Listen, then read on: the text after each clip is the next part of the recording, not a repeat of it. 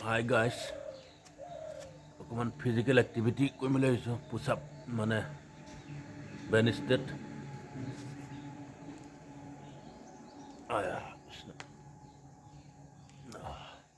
physical activity কৰিলে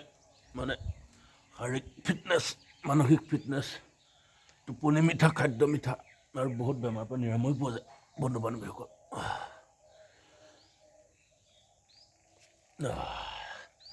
আমাৰ ভিডিঅ'টো যদি চাই ভাল পায় লাইক কমেণ্ট ছাবস্ক্ৰাইব আৰু শ্বেয়াৰ কৰি দিব